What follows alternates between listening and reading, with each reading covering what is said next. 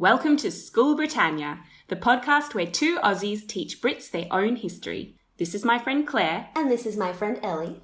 We have some cracking history nuggets for you today.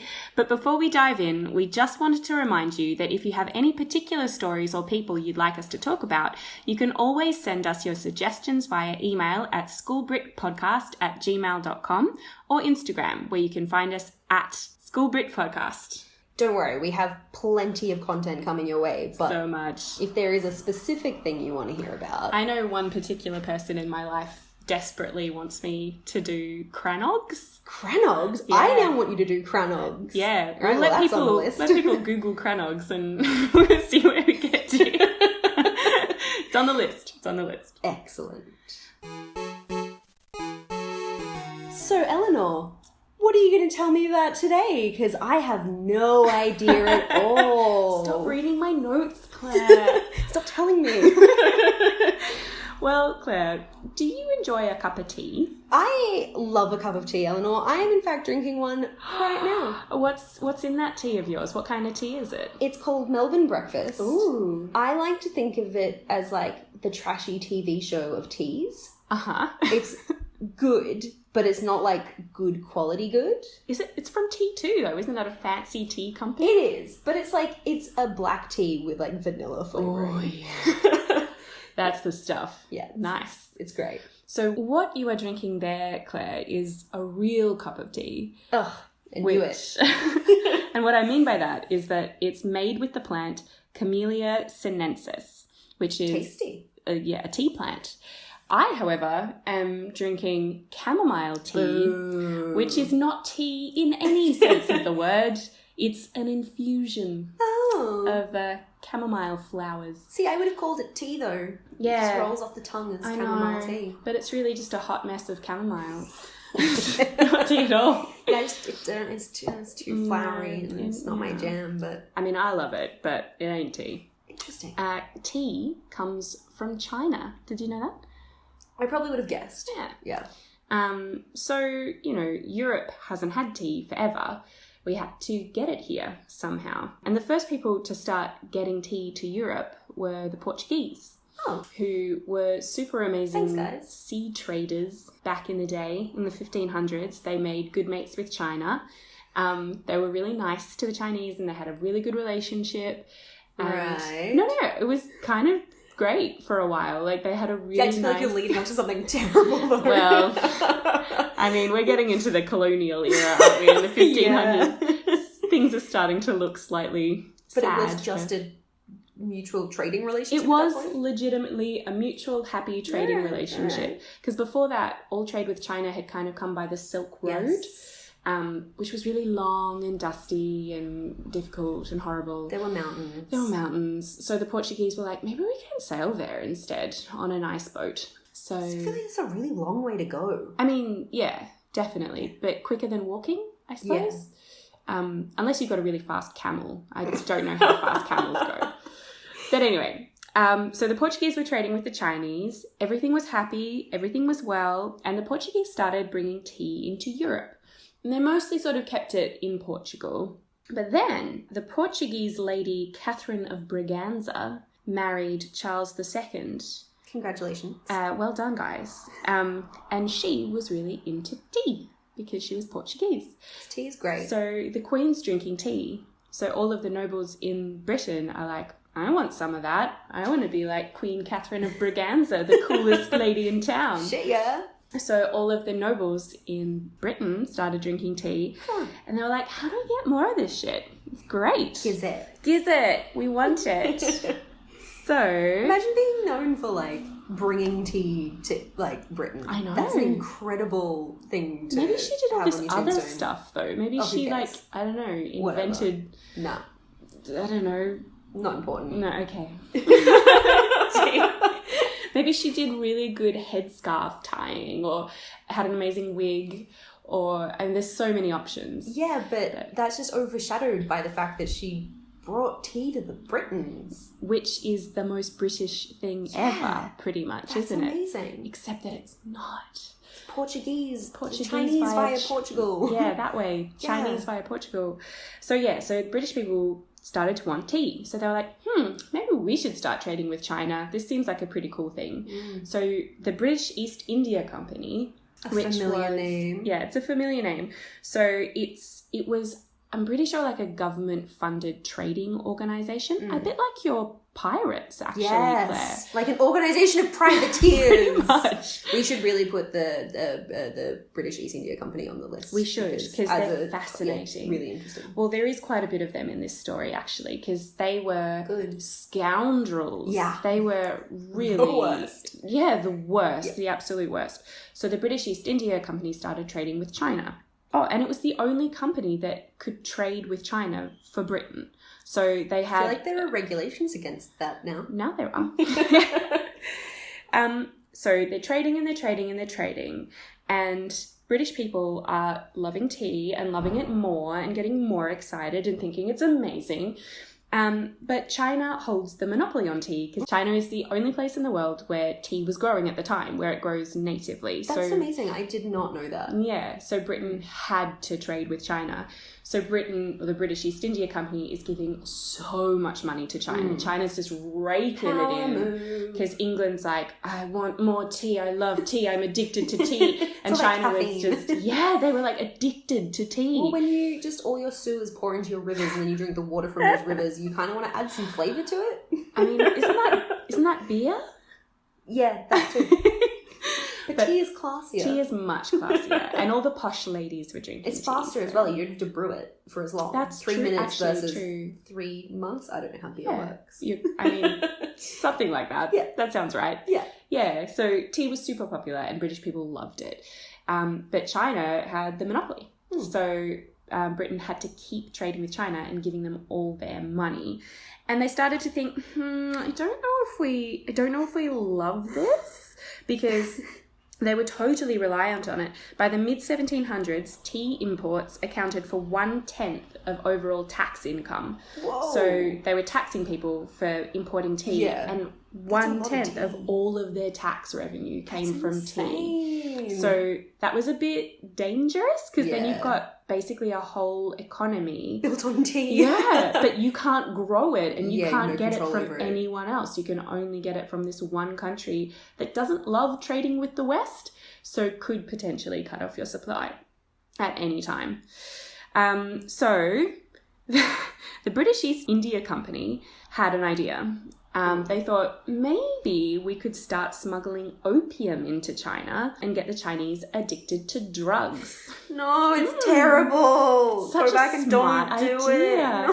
So clever. No. So in 1773, they were the leading suppliers of opium to China, and Chinese people were starting to get super addicted. By 1883, 30,000 chests of opium were being shipped into China like every year.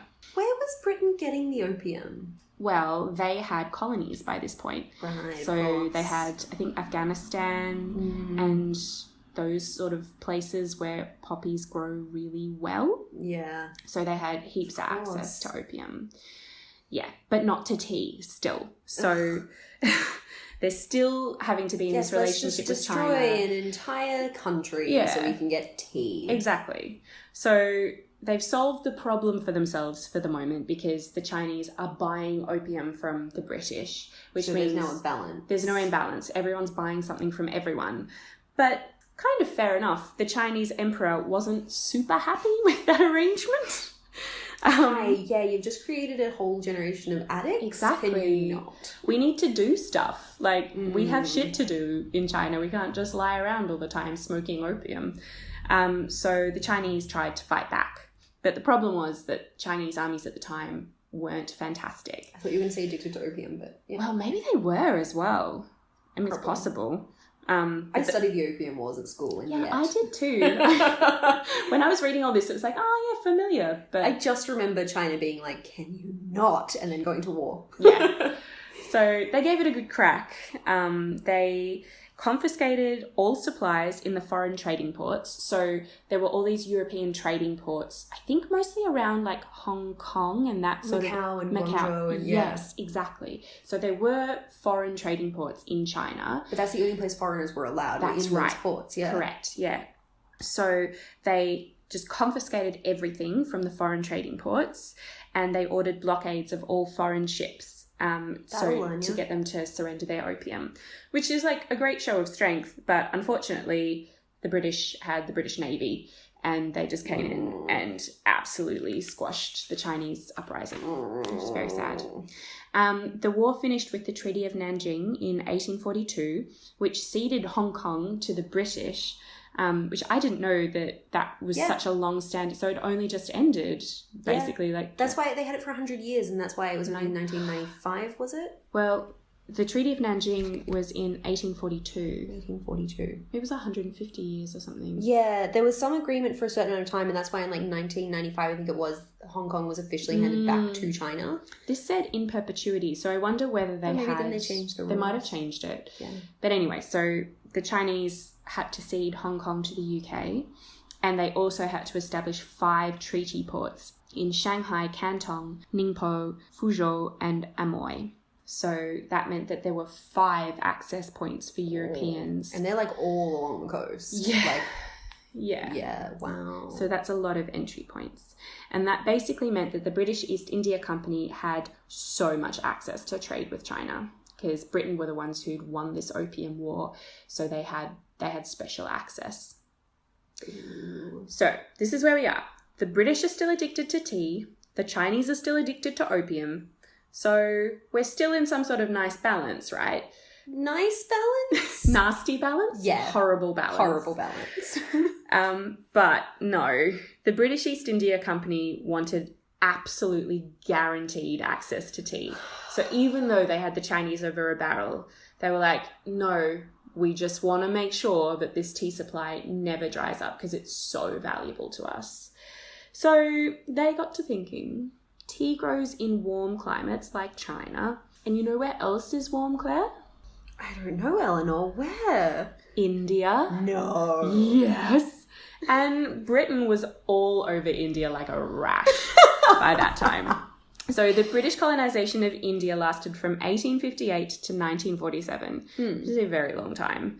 And there was plenty of time for Britain to establish tea plantations in Darjeeling, which is Darjeeling tea, right? That's the most famous tea in the world. I probably would have said that just generically the Himalayas. Yeah, up there. For tea growing. I think it is. Where It's a high... I didn't realize exclusively China. Like an alpine... Maybe not alpine, but like high elevation plant. So yeah, it's in West Bengal, at the top of India, near the border with Tibet, up in that region. Makes sense. But in order to grow tea in India, first the British East India Company had to get some tea plants. Because, like I said, China was the only place in the world that was growing tea. Nip down to your local Morrison's and buy a tea plant?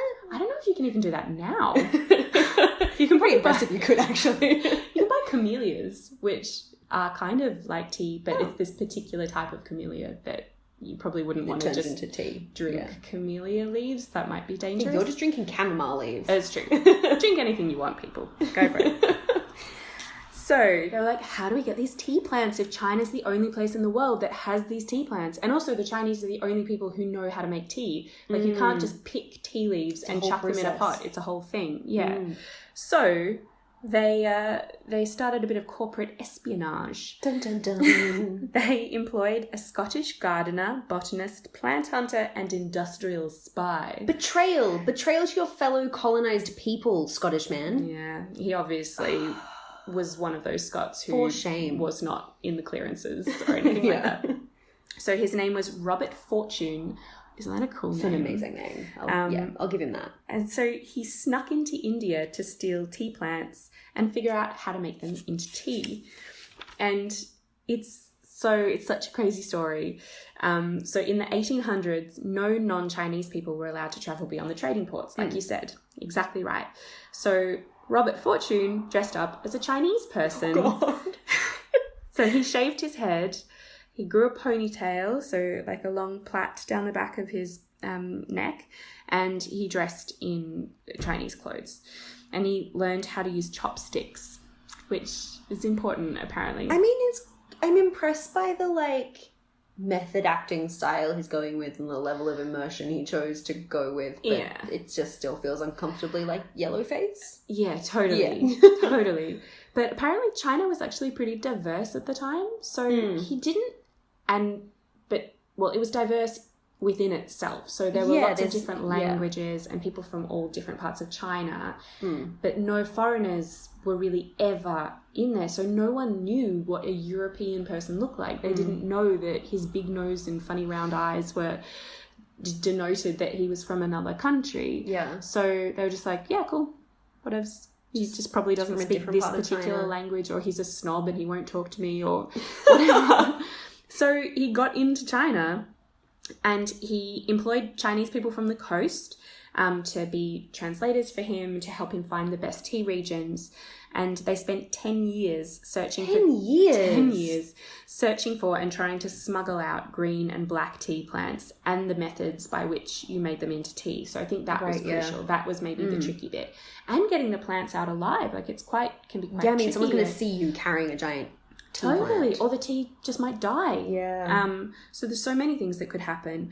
But Fortune did eventually steal tea plants, tea-making methods, and professional tea makers. So he was super successful. He got tea out of China, and now today, over 1 million people in India are employed in tea production. Whoa. But China is still the largest producer of tea in the world, so they still win.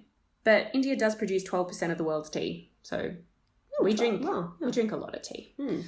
And tea did a lot of great things for the UK. So it supported the British Industrial Revolution because it provided the vehicle by which workers could consume more calories. So people, as you know, in the UK, mostly put milk and sugar in their tea. Right. So if you had a cup of tea with your breakfast or with your lunch, or then just instead of a glass of water. Totally. You're consuming calories so you can keep going for longer. Smart. Mm-hmm. And also, it has been claimed that 19th century tea rooms, which became really popular, benefited women because it allowed them with a neutral public space. So not the pub, but a place where alcohol wasn't being consumed, to talk and strategize in their fight for the vote, which is quite cool. There's a company that you might have heard of called Twinings. Oh, yeah. You know Twinings? Not my brand of tea, but definitely familiar. So speaking of ladies' tea shops, they opened the first tea shop for ladies in 1717. So they have a long history of tea business. So today, people still drink a lot of tea in the UK. Is that surprising to you? Not in the slightest. No. We drink a lot of tea in Australia, but I feel like British people have a slightly obsessive relationship with tea. Definitely. I always get in trouble at work for making tea the wrong colour and just putting the wrong amount of milk in. It's very stressful. Yeah. And I feel honestly very put upon. It's hard. Such a struggle. It's really tough. That never happens to me in Australia. The things we have to suffer here, it's just unimaginable. It's brutal. Yeah. And everyone's very picky about the type of tea that they drink. Oh, yeah. So my boyfriend Jamie, who wrote our wonderful theme tune, just refuses to drink anything other than Yorkshire tea for some reason. That's just... It's about loyalty, Eleanor. I think it is, like a football team or something. Yeah. It's very strange. Yeah. So British people drink 165 million cups of tea a day. Whoa. I know. Which is 60.2 billion cups per year. Oh my God, I can't even fathom that number. So much tea, Claire. It's insane. But the Republic of Ireland pips them at the post because they drink more tea per capita than the UK. Whoa. So take that, Britain, because Ireland is the biggest tea drinking country in the world. No way. Yeah, it's true. There you go. So you know how I mentioned that Twinings tea I shop do remember Twinings, back in 1717. Yes, Twinings a opened good the year. first tea shop in the UK. They also have the oldest commercial logo in the world, which is pretty amazing. Nice. It's a good logo. I would have stuck with it. I'm related to them. No way. Yeah. No way. It's true. How? I just double-checked this with my mum because it's slightly complicated. The ultimate source. The ultimate source. So she says, I think one of my grandmother's cousins married a Twining.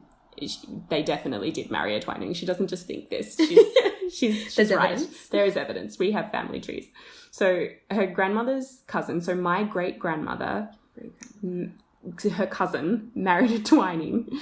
And they had these 3 daughters who were very kooky and lived on the Mornington Peninsula where you're from. And Mum grew up knowing them. No way! Yeah, they were called Birdie, Pearly and Goldie, and they were Twinings. Great names. Mm-hmm. Tea's in your blood, Eleanor. It is. It's running through my veins. Yes. Maybe that's why I can drink chamomile, because I've got enough tea in my system anyway, just naturally. Yeah, if you drink too much, it'll all just... Oh, yeah. Send me way off balance. Yeah. Terrible. That's so cool. There I had you no go. idea. Tea. Just so much drama. So much drama. I just and thought so much people more like we could have tasty talked about as drink well. about this. Yeah, it's a crazy history. There you go. Amazing. Thank you so much. My pleasure. What will you be telling us about today, Claire? Well, Eleanor, Yes, you think British history, you think world wars. I do. Yeah. Yeah. Right? So, I mean, I find the history of both World War I and World War II really interesting. I know a lot about it. I've studied it at various points. But something I've always found really interesting about the history of war that I didn't know a lot about, but always sort of floated around the edges, was conscientious objectors, Ooh, aka conchies. Is that okay? Can we call them conchies? I'm not going to. It's just the term a lot of okay. people know them as. A lot of people call them that though. Not kindly. No. I feel like I've read a lot of books where that word pops up a lot in a not very friendly way. Absolutely. It's not a term Of many of them... endearment? No, and I think it's something they sometimes use to call themselves as a bit of a joke, but it's that kind of reclamation of a slur thing and not really a... But it's how a lot of people know them. Yeah. Also, conscientious objectors is a bit of a mouthful. Yeah, it's a lot of I'm syllables. going to end up shortening it to something. We'll find out what.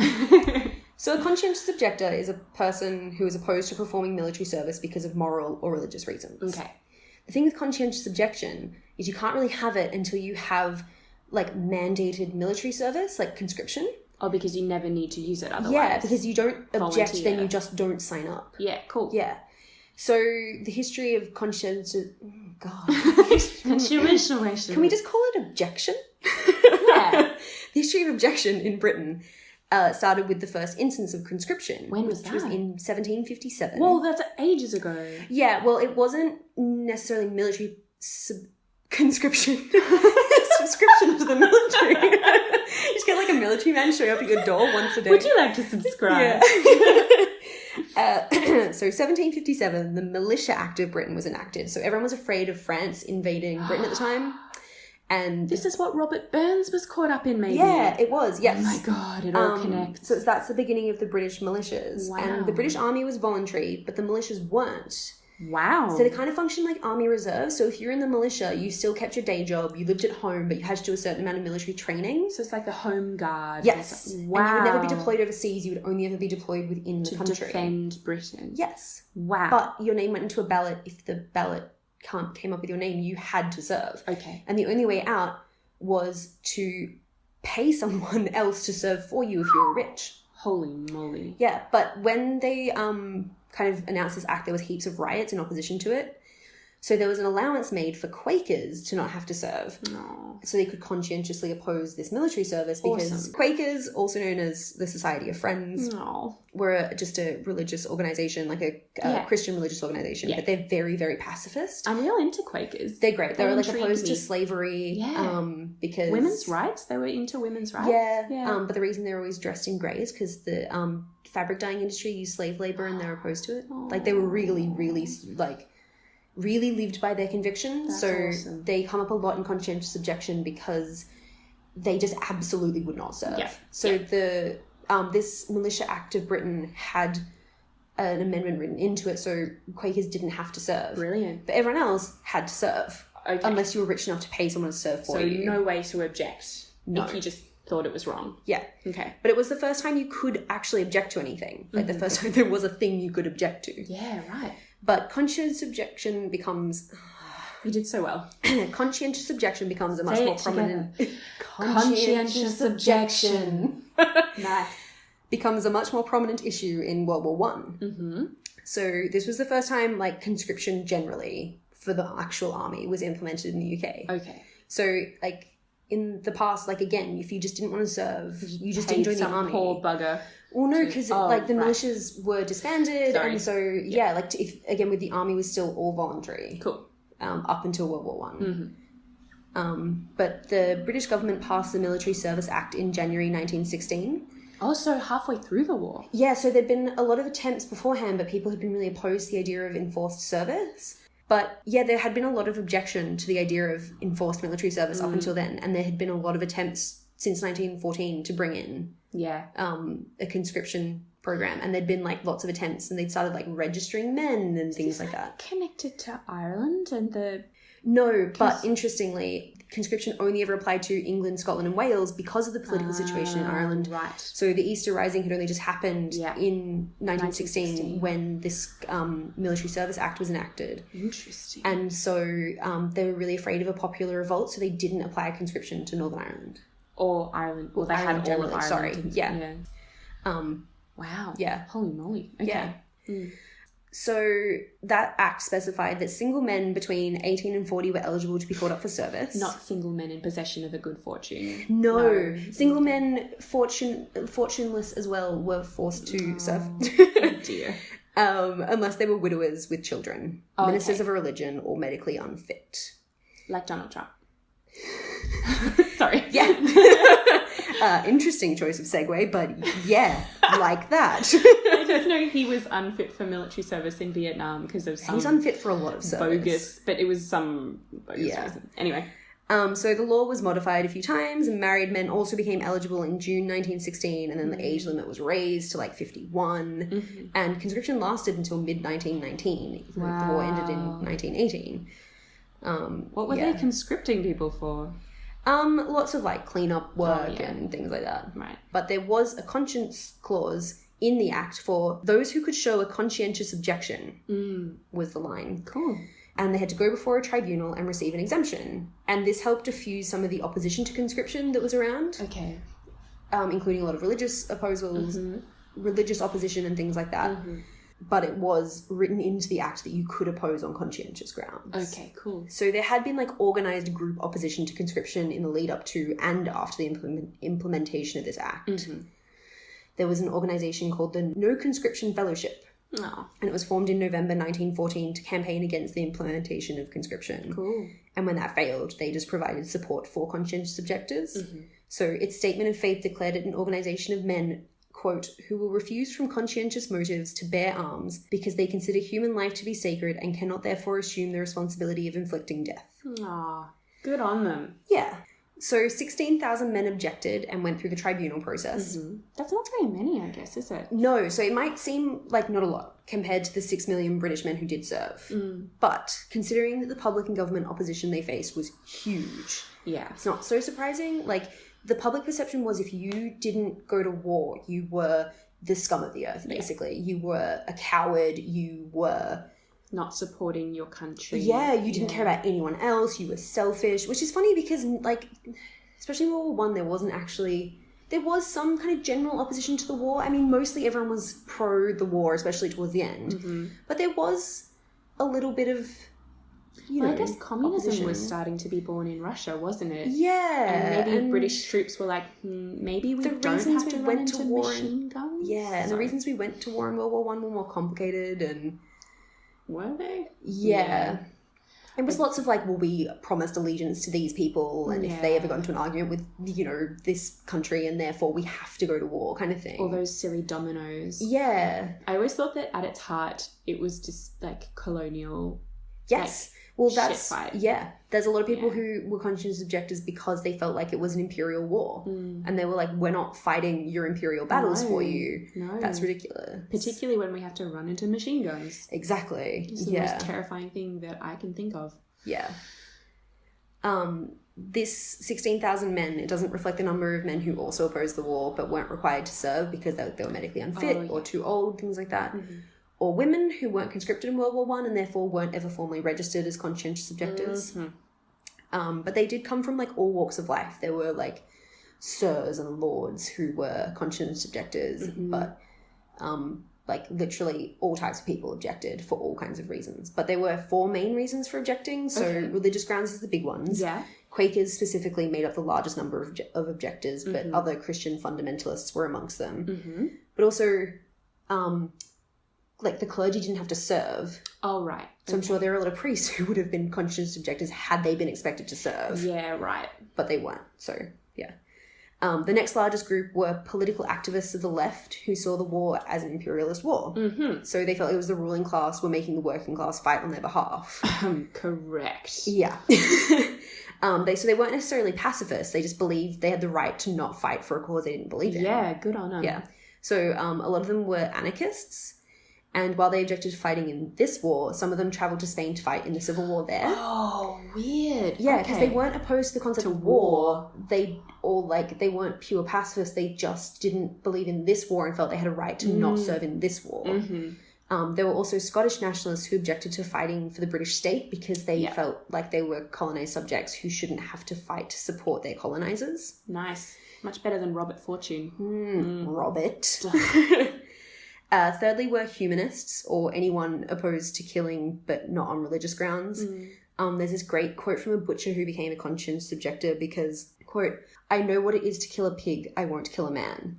Oh. Which, I just thought was really interesting. It's like his life experience had gotten to a point where he was like, no way. Not happening. Good on him. Yeah. And the fourth group were people who just objected to any government intervention in their lives. They just felt like the government didn't have a right to tell them what to do. Cool. And they were the group who were most likely to just walk off. Not even turn disappear. Up. Yeah. Not go to tribunals and just kind of... And they were found and arrested. Yeah. Oh, were they? Yeah. Well, that's how we know they're part of the 16,000. Yeah. So they did arrest you if you didn't go to the tribunal? Well, yeah. You could be arrested because what happened was... So... You'd go through the tribunal process, but then at the end, if you weren't successful, you were considered to be absent without leave because as soon as you got conscripted, you were technically signed up to the army. In the army, right? Yeah. Okay. Yeah. So you'd go through your tribunal, and there were about 2,000 of them around the country because they were like little local ones. Although only about 2% of the cases they dealt with were conscientious objection, there were lots of other tribunal issues they had to deal with, like sometimes assessing medical cases. I couldn't really find out a lot of what else they did, but they seemed to deal with a lot of other things as well as this, because this was a really small part of their purview, but I couldn't find out what else they were up to. And they were just made up of like prominent local figures who were there to assess people's like conviction and sincerity. So depending on where you lived. Yeah, it was real hodgepodge because it was just local, like prominent figures. So like the you know, mayor or... Yeah, or it could just be someone who was really wealthy and lived in your town and was important and a bigwig and knew the right people, so got on this tribunal. Right. Yeah. There wasn't even like a procedure for them to follow, and they basically just seemed super rubbish. Like one guy was asked his age, and when he said he was 18, the tribunal chairman said, "Oh, in that case, you're not old enough to have a conscience. Case dismissed." That's a direct quote. Oh my God. And the conscientious objector was sent to prison at 18. He never even got to argue his case. Like, it seemed awful. How long were you sent to prison for? It varies, but I'll get to that because, like, it depends on, like, a whole bunch of things. But the tribunals had the power to grant 3 types of exemptions. Not 3 wishes. God, if only. The power. So you could get different types of exemptions kind of based on either the objections you're making or just based on what the tribunal felt like. But the 3 types of exemptions were absolute. So if you're a complete pacifist who wholly opposed the war and military service and refused to be involved in any capacity, you could have an absolute exemption. But you don't have to be involved in any way. Yeah. An alternative exemption were for people who were happy to undertake like civilian work that didn't directly fall under the purview of the military, but would kind of support the war. So like working in forestry or farming or mining. So things that were needed to support the war effort but weren't military. Okay. And then there was the non-combatant corps that you could be sent to join. So this is for people who were okay with like accepting a call to the army but just didn't want to like undertake any training or work involving weapons. Yeah, like didn't want to kill anyone but were okay with being involved in the army. Like helping to heal people maybe. Or... Yeah, so a lot of them became ambulance drivers and things. But I read lots of kind of examples where it seems like being in a non-combatant corps was really hard in its own way because every day you had to make a decision about whether or not you objected to the type of work you were doing. Whereas like if you were just an absolutist and opposed to anything, you just had to make one decision to say no. Whereas if you're in the non-combatant corps, every day when you were asked to do something, you had to decide if that sat comfortably with your morals. So it seemed like a really exhausting process. So you could say no. But then you were disobeying a direct order and you could be court-martialed. Shit. Yeah. So it's a risky choice. Yeah. So it's, and difficult as well. Yeah. Like it seemed, really exhausting. Definitely. Yeah. So these tribunals often just refused applications altogether or offered lower types of exemptions. Like they would give absolutists like alternative work and they'd be like, that's not what I'm comfortable with. So they seemed really annoying. Yeah. And like you could appeal and like appeal again and stuff. But once you were refused this exemption, you were considered to have enlisted into military service. Okay. And if you didn't immediately report for duty, you were considered absent without leave and arrested. Right. Yeah.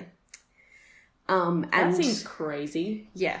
If that happened, or if you were one of these COs who were doing non-combatant work but then refused a direct order and were arrested, you would end up in like a military prison. So at least 1/3 of COs spent time in prison, in particular the absolutists. So if you... CO is a good shortening. Yeah, I don't know how I fell into this. It's great. I'm loving it. Like all the absolutists, like all the Quakers and things were just imprisoned for like the majority of the war. Yeah, so 1/3 of them were in prison for the majority of the war. Hang on. Sorry, just to recap. So you're an absolutist. Yep. You're going to work in the forest and cut down trees. No, absolutists believe in absolutely no involvement in war work. I see. So you won't even be doing anything at home. Yeah. So how are they imprisoned? They refuse to do any war work, so you just get sent straight to prison. That's the option. But you don't get to go out and live a free life. You just get sent to prison. They didn't... So hang on. So if you're an absolutist, you just get sent to prison no matter what? Yeah. Oh my God. Yeah, you just get sent to prison. Because they're like, it's really odd. I found that really hard to wrap my head around as well. Go home and don't fight. No, you go to prison. Yeah, 1/3 of COs, so 1/3 of that 16,000 spent some time in prison, like a large amount of time in prison, and then 1,500 spent the entire war in prison. Yeah, that's a big chunk. Yeah, so they had a small win in like mid-1916 when the army decided that they didn't want them to be in their prisons anymore and they started sending them to civilian prisons, which were a little bit nicer. But all conscientious objectors started out with a mandatory 112-day stint of hard labour. That was their first sentence. And hard labour is like back-breaking work and you're only on bread and water. They wanted to punish them. Yeah, they were so reviled that you just got this like awful prison sentence for just saying, I have this moral code that I live by and I don't want to hurt anyone. Yeah, the average sentence time was 3 months. But as soon as you were released, you could be arrested again as a deserter because you were still considered enlisted and absent without leave. And even if you're an absolutist, that's just the sitch. Yeah. Oh my God. So they played this kind of like grotesque cat and mouse game of releasing people and then immediately arresting them again. So then as the war went on, they just gave them longer and longer sentences to try and stop that happening.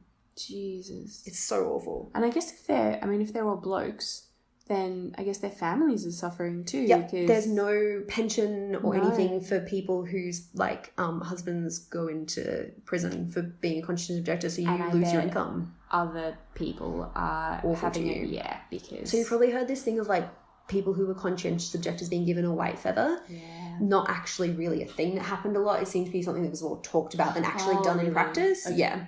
But that was the attitude, was just, you're a coward. Yeah. And your family should suffer and you should suffer. And a lot of women had that attitude too, didn't they? Because their sons and their husbands I mean, I can kind of understand. You'd be bitter, like if your husband had died in war that he didn't want to go to either, but did anyway. Yeah. And someone else's husband is, I mean, living terribly, but at least living in a prison somewhere, you would be bitter. But it doesn't, no one wins in this situation. Exactly. And if we'd all refused to go and fight that stupid war, then no one would have died. Yeah. So. Yeah. It's so frustrating. It gets worse though, because like over the course of the war, some conscientious objectors were actually taken with their regiments to France where they could be shot for refusing a military order. Oh my God. Yeah. No one was, as far as we know. But 34 were sentenced to death after being court-martialed for refusing to obey orders. Oh my God. But they had their sentence commuted to penal servitude for 10 years. 10 years? Yeah. Oh my God. So this is not an easy choice in any way. This is... Not at all. It's not like a draft dodging, I just don't want to go to war. It seems hard and the mud. It's like a real deep conviction that you lived by and you could not break. Yeah. Because the punishment was severe. It's awful. And like the prisons weren't much better. So like the conditions were the same for people who were serving criminal sentences. Yeah. Even though you hadn't really done, like you hadn't committed a crime. No. Yeah. You'd done the opposite of committing a crime. You had refused to commit a crime against humanity. Exactly. Though they did succeed in getting them to offer vegetarian diets, since that often went hand in hand with pacifism. Aww. Yeah. But the prisons just seemed awful. Like they weren't allowed to do anything. They were just locked in cells all day. Like they were allowed very few censored letters. They weren't allowed calendars, newspapers. They had very few visits, and they were always through like metal grills. Yeah, they were eventually allowed to have books sent in as long as they donated them to the prison library, which made for a really radical library collection for the fellow prisoners coming in. But yeah, Karl Marx. Yeah. So it seems the idea that like conscientious objectors were subject to severe physical punishment is mostly myth, but there were isolated reports and 73 prisoners died as a direct result of physical abuse. Oh my God. But it was mostly the psychological punishment of just being locked away. Like people just were so bored and depressed and lonely because they weren't even allowed to talk to each other. Like when they walked around the yard every day, they had to be 5 feet away from the guy in front of them. Oh God. Yeah. There was one guy who... So the Imperial War Museum had like an oral history project in the 80s where they were trying to get all these conscientious objectors to tell their stories, which is where I got a lot of this information from. It's really cool. There's a whole website we'll link to with all of these... Like, they have the recordings of these stories. It's really great. Yeah. But one guy told them how he used to play an imaginary piano on his knees to keep himself entertained. He even composed music in prison. Yeah. Yeah. In Richmond Castle. Did he have enormous knees? Yeah, he did. It's a very small keyboard. Yeah. Maybe just tiny fingers. In Richmond Castle, where CEOs were imprisoned during both World Wars, the walls were covered in graffiti that guys had like scratched into the walls to keep themselves contained. So there's drawings and poems and Bible excerpts, and there's even like a design for a lace pattern. Oh! But yeah, I'll give you a picture to put on the Instagram because it's really interesting. That's delightful. Yeah, it's really beautiful. But like, just like walls are just covered in this graffiti because they were so bored. Yeah. And some of them kind of participated in like active resistance in prison. So they like did work and hunger strikes, including Lord Ellen of Hurtwood, who was the chairman for the No Conscription Fellowship that I mentioned earlier. And like others engaged in like clandestine activities like writing and distributing prison newspapers. Ooh. There was one called the Winchester Whisperer, and another one called the Canterbury Clinker. Oh my God, I love them. So the Canterbury Clinker. Yeah. They'd write like poems and essays and stories on like scraps of toilet paper and then bind them together and then pass them around That's so secretly. lovely. Yeah. And some of them wrote like actual like pamphlets and stuff that they smuggled out and had printed. Wow, Yeah. cool. So even though women weren't eligible for conscription and didn't formally register as COs, there are a lot of women active in the anti-war and anti-conscription movement. So once all the men were arrested for objecting, they just took over running all these groups, including the No Conscription Fellowship. Oh, yeah. So they had all these women shadow ministers for every role. So as soon as that man was arrested for his objections, the women stepped up to take the job. Yeah, it's really interesting. And they were sometimes arrested for these anti-war activities. Okay. So the General Secretary of the No Conscription Fellowship, Violet Tillard... Great name. Oh, amazing. Was sentenced to 61 days in prison for refusing to divulge the whereabouts of the printing equipment they used. And Edith Smith was sentenced to 6 months in prison for printing an anti-conscription leaflet. Nice one, ladies. Yeah. And like the terrible like abuse continued after the war. So conscientious objectors were in prison for 6 months after the war's end. And just because specifically to give returning soldiers a head start searching for jobs. Yeah.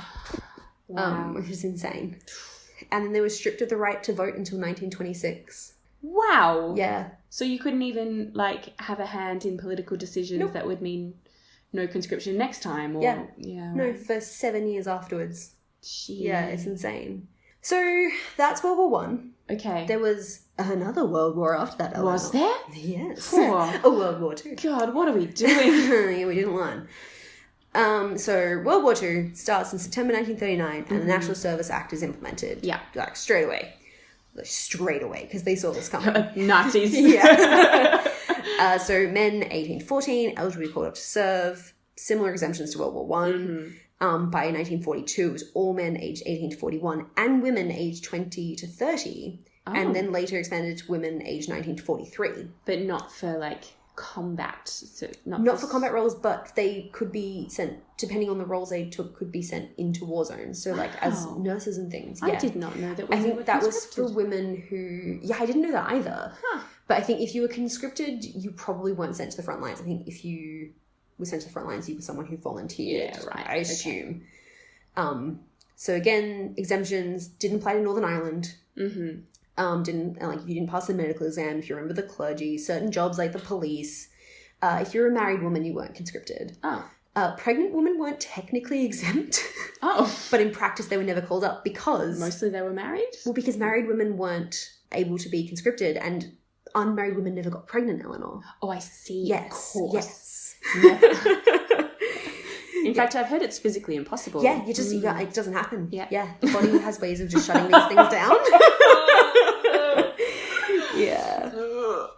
So this time, conscientious objectors went up against a special conscientious objection tribunal. Okay. They were chaired by a judge and they were a lot less harsh. Okay. They had the power to grant the same 3 types of exemption or dismiss the claim. Yeah. But it was a much more formal process, much fairer. Hoofed. Good. Yeah. So the British Prime Minister, Neville Chamberlain, had himself served on a tribunal. In the First World War. Mm-hmm. And he had said that people asking for unconditional exemption should be respected. Quote, "If the principles were consciously held, we desire that they should be respected and that there should be no persecution." Nice. Yeah, so I mean, I don't know if it just came from the fact that he was like, oh God, this was tedious, it's never going to happen, or if he just was like, we should respect people. Yeah. But either way, he was the Prime Minister and he was like, let's not make this terrible. Yeah. Thanks, Neville. So this time around, there were 60,000 men registered as conscientious objectors. That's a lot. Yeah, and 1,000 women. Cool. Yeah, so 3,000 were given full exemptions, 18,000 were dismissed, but some were later granted exemptions on appeal. Mm-hmm. 7,000 were sent to the non-combatant corps, so working in like clothing and food stores, transport, or any military project not requiring the handling of weapons and stuff. Yeah. And 350 of those non-combatant corps members also volunteered to work in the bomb disposal units. Whoa, super brave. So exactly, they're not cowards. They're not shirking responsibility. They just, they don't want to be responsible for someone else's death. Nice.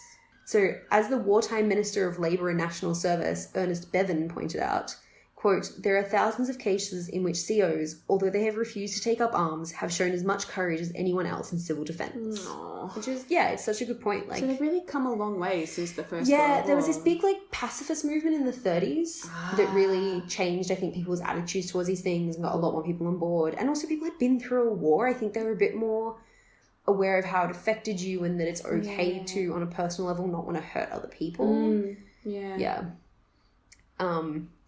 So about 5,500 conscientious objectors were in prison, 500 of them women, most charged with refusal to attend a medical examination as a necessary call-up thing. Okay, yeah.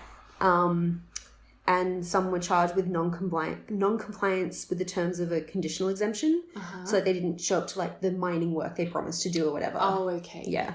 And a further 1,000 were court-martialed by the armed forces and sent to military detentions because they disobeyed a direct order whilst in like the non-combatant corps or something. Okay. Yeah. So differently from the First World War, most sentences were really short and there wasn't this pattern of continually repeating sentences.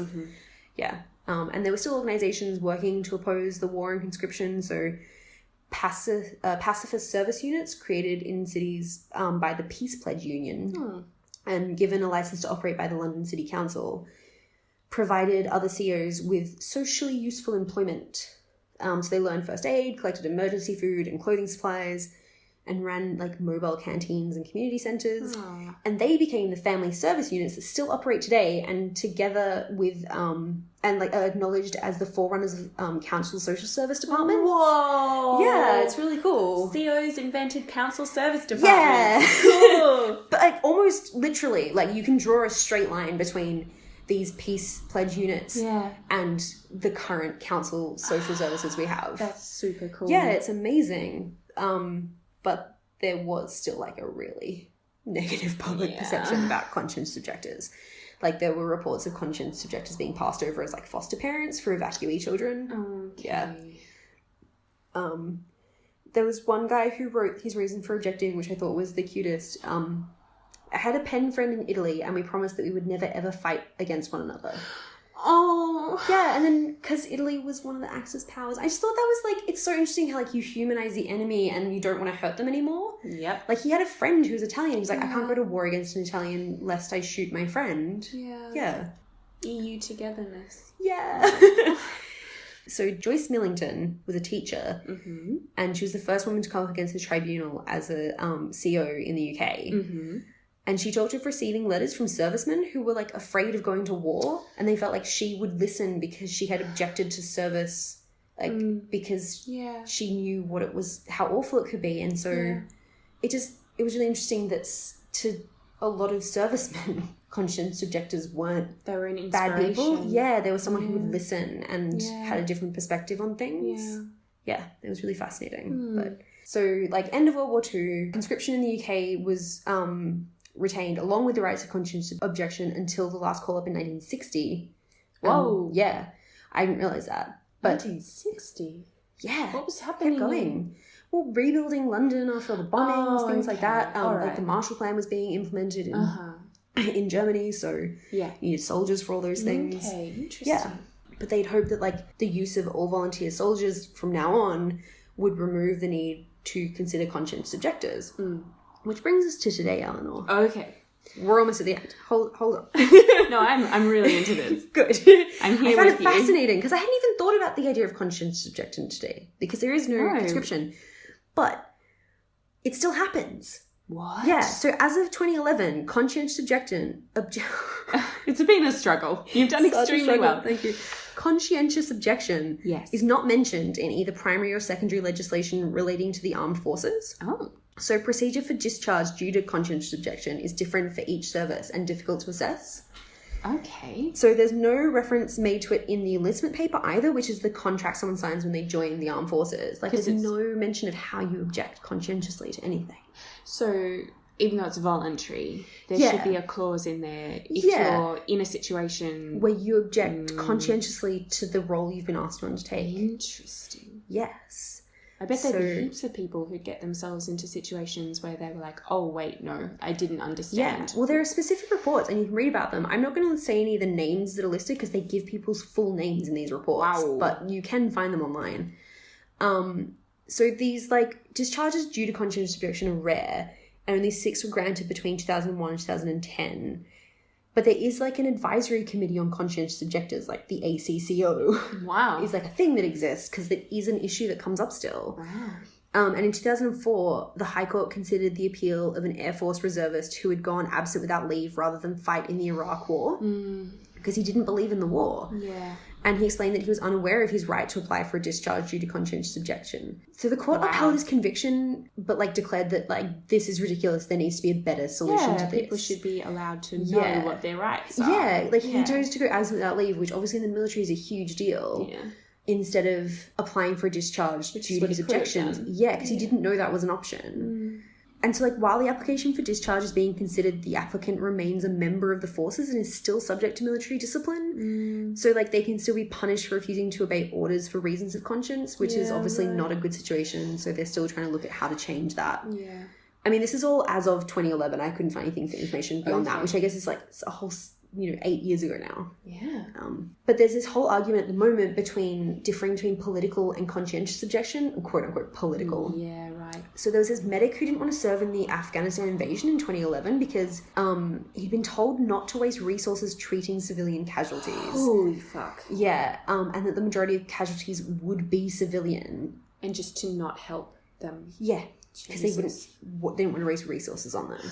And the ACCO, the Advisory Committee on Conscientious Objection, ruled that his objection was political, not conscientious, which, like, how? What's the difference? Yeah. Yeah. Really? I mean, your conscience informs your political choices, Absolutely. doesn't it? I would think most people's voting choices were founded in their basic morality. Yeah. Like they totally. Yeah. Yeah. That's how we make those decisions. Yeah. I also don't see how being told as a doctor not to treat certain patients just because they are politically, like... Or it's just not useful. Disposable is not... How is that not a conscientious issue? Like, particularly not a moral when you're issue. A doctor as well. Exactly. You would have a moral code against your Hippocratic oath. Yeah, exactly. So it's really fascinating, and I think they're trying to change that, and I don't know if they've managed to or what, but it's just amazing to me that it still happens even in a voluntary service, and it's really cool. That is so interesting. Yeah, but I just wanted to end on the words of one World War I conscientious objector who said, "You cannot overcome evil with evil," which I thought was really interesting.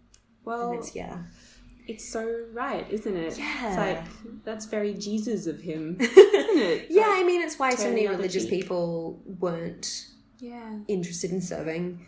But I just think it's, look at, you know, World War I and World War II, the wars to end all wars, didn't end fucking jack shit. No, so exactly. Yeah, I can see why you would object. I mean, World War One, my God. I mean, such a clusterfuck. Such a clusterfuck. And they were right. That was, you know, powerful men sending boys from farms and, you know, poor kids into a field of mud and bullets. Yeah. Like, it's just disgusting. For you know, land in faraway countries that didn't belong to them anyway. Exactly. It's so disgusting, that war. Yeah, and it's like, I like to think that if I had been called up to war, I would object. But it is really hard. You have to overcome social everything. Pressure. Exactly. Your family would suffer so much. Yeah, I mean, you were just ostracized. It's awful. And forever. Like, that's crazy. Like, 10 years afterwards, you can't even vote. In these Imperial War Museum interviews about how, even if it didn't necessarily materially affect their life going forward in terms of like finding jobs and things, they were all really changed by the way they were treated for wanting to not hurt other people. Yeah. Like, it just seems ridiculous. Like, I understand the context in which all this happened, but it's also like, it wasn't that long ago either. No. It's insane. Like, you could have let people object and not treated them so horrifically for doing so. Mm-hmm. Yeah, I found it really fascinating. It's really interesting. It's just so interesting how we compel each other to acts of violence as well. It's that herd mentality thing of like, well, everyone else is doing this. Like, I've suffered, so you have to suffer too. It's like a little chimp pack going into the other chimp pack, and we're all going to go and hurt the other chimps. Yeah. Yeah, it's awful. It's hideous. Thank you so much, Claire. That You're was welcome. Amazing. So if you want to hear more history tidbits, you can find us wherever you listen to podcasts. Please rate, review, and subscribe so other history buffs can find us. If you want to know more about what sources we used, please go to our SoundCloud page. The link is in the description. You can find us on Instagram at School Brit Podcast, or send us an email with your thoughts at schoolbritpodcast@gmail.com. And today's homework is to have a nice cuppa.